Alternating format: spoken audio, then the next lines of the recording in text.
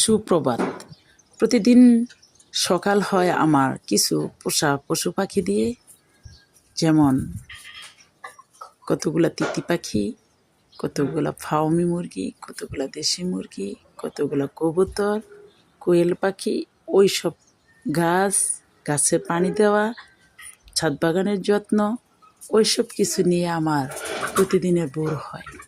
তো আমার ভোরটা অনেক সুন্দর, অনেক সুন্দর, অনেক সুন্দর।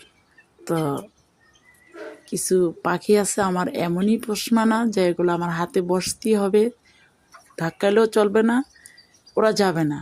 ওরা সকালবেলা হাতে বসবে এবং পাশে ঘুরবে, এই হচ্ছে এদের ভালোবাসা।